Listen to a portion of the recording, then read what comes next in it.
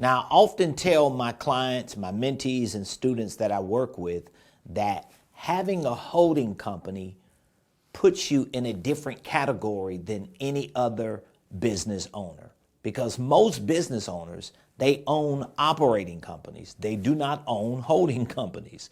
They just own companies like LLCs for the purpose of selling a product or providing a service.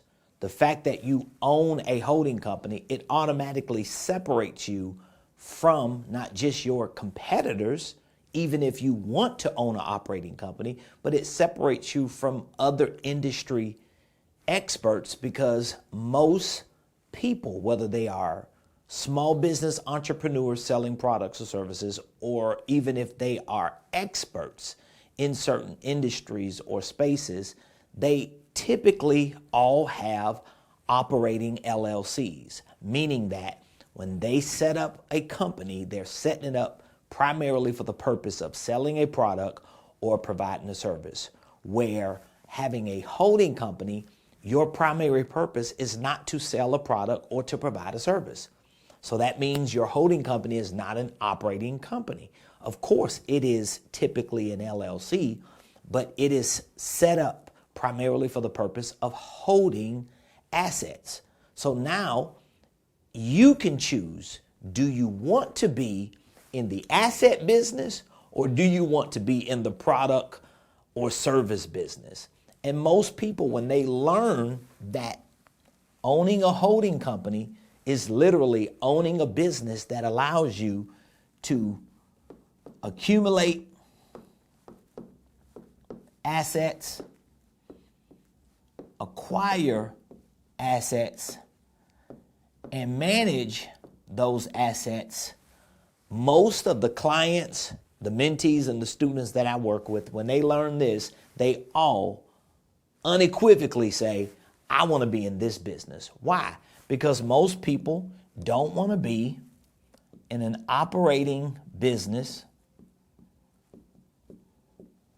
pushing products and services to make money.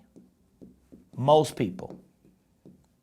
I mean, when you just look at my sloppy scribble diagram, you can see that I would rather be up here than be down there, which is where most people are, including the industry experts who try to talk about these types of principles and practices. So I want to encourage you to become this person. Get into the business of accumulating assets, acquiring assets, and managing assets, and don't get into the business or don't stay in the business of pushing products and services. Now, can your holding company own operating companies? Of course. But here's something that I see all the time.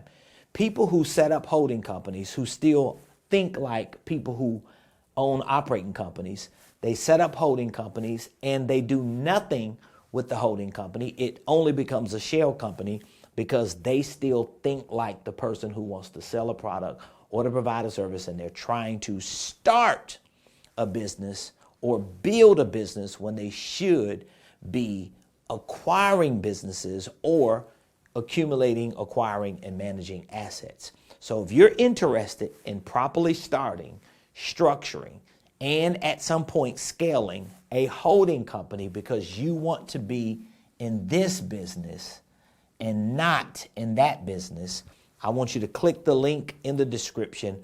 My team and I will be more than happy to give you a step-by-step playbook for what you can do to start, structure, and scale your holding company to 6 figures and beyond. Click the link in the description, and I'll see you in the next video.